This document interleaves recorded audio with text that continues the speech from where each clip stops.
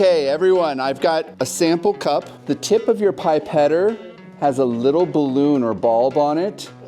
You pinch it, then stick the pipette in the water.